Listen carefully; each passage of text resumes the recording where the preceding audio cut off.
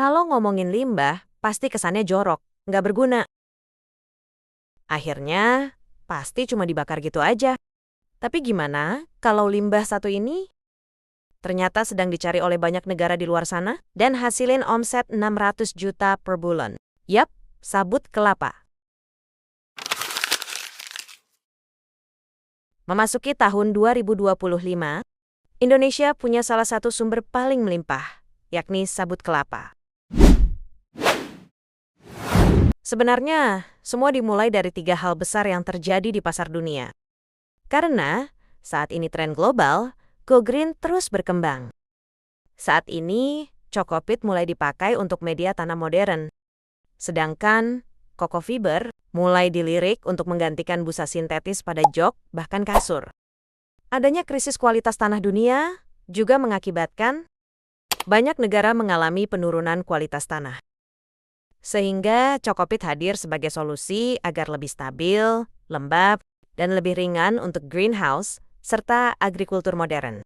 Selain itu, Indonesia merupakan raksasa kelapa dunia dan menjadi produsen kelapa terbesar kedua. Kalau produksinya sudah ada, pertanyaan berikutnya pasti, negara mana yang beli?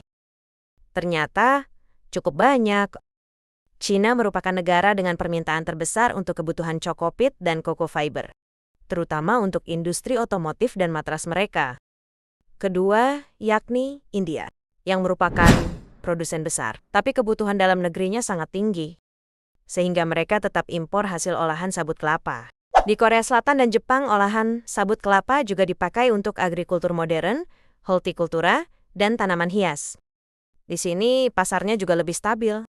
Negara Eropa seperti Belanda, Turki, Italia juga sedang giat membangun greenhouse berskala besar, sehingga ini menjadi peluang ekspor yang menjanjikan. Negara Timur Tengah dengan iklim dan tanah yang tandus, seperti UAE, Qatar, Oman, dan Kuwait, membuat Cokopit menjadi kebutuhan yang vital di tahun yang akan datang. Di Amerika dan Australia yang terkenal dengan sektor agrikultur dan peternakan yang berkembang pesat, juga membutuhkan produk ini.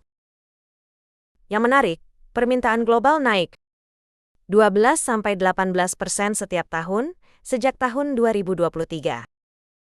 Pada tahun 2025, juga diprediksi jadi tahun pertumbuhan terbesar.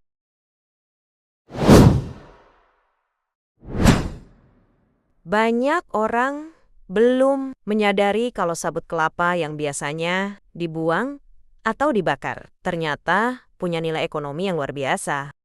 Coba kali ini, kita akan hitung sama-sama.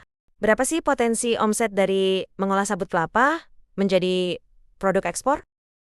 Kita mulai dari yang pertama, Coco Peat Block. Harga ekspor berada di kisaran $145 sampai $180 per ton, dengan kapasitas produksi 5 ton per hari. Dalam 1 bulan, jumlah produksinya bisa mencapai 150 ton. Kalau kita konversikan ke rupiah, potensi omsetnya berada di angka 350 juta rupiah sampai 450 juta rupiah per bulan.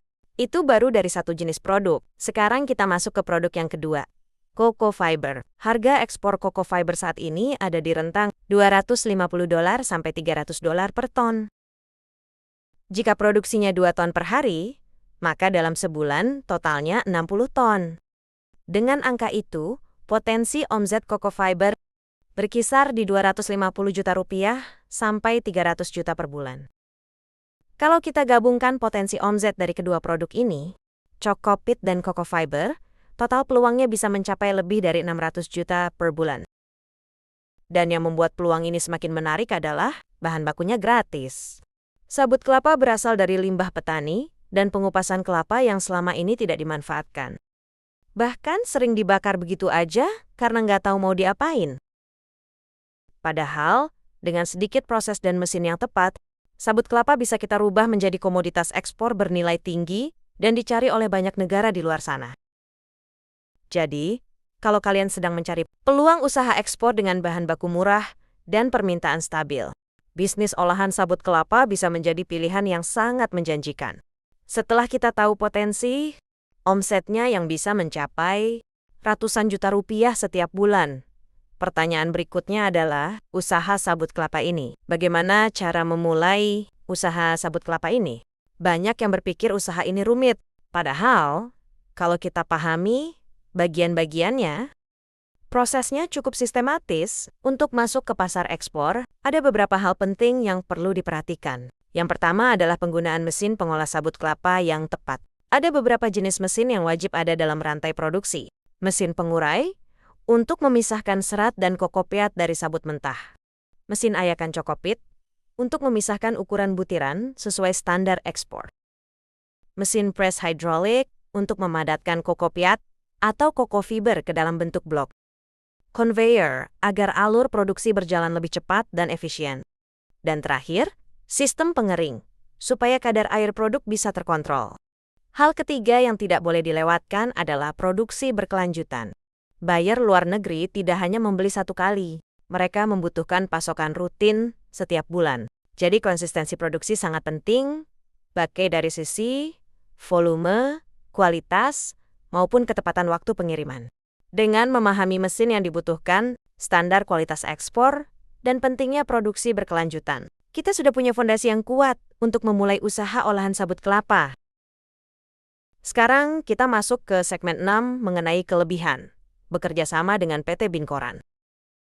PT Binkoran sudah bermitra dengan banyak pengusaha di berbagai daerah di Indonesia. Lalu apa saja keunggulan bekerja sama dengan PT Binkoran? Pertama, seluruh mesin yang digunakan oleh para mitra adalah mesin yang benar-benar terbukti. Kedua, kami juga menyediakan pelatihan langsung untuk operator, bukan hanya teori dan modul, tetapi praktik lapangan. Ketiga, untuk mitra tertentu, kami memberikan jaminan, pembelian, atau buyback guarantee. Ini sangat membantu pengusaha baru yang masih merintis. Keempat, mitra juga mendapatkan bantuan dalam hal standarisasi kualitas ekspor. Mulai dari sertifikasi proses, kontrol kadar air, bentuk dan ukuran blok, warna serat, hingga spesifikasi buyer dari negara tertentu. Kelima, PT Binkoran memberikan support teknis dan konsultasi seumur hidup mesin jika ada kendala, upgrade kapasitas, atau penyesuaian produksi. Jika kamu ingin memulai usaha sabut kelapa, mencari informasi mesin, butuh pelatihan lengkap, kamu bisa langsung menghubungi PT Binkoran Nusantara. Terima kasih sudah menonton, semoga video ini bermanfaat, dan kita bertemu lagi di video berikutnya.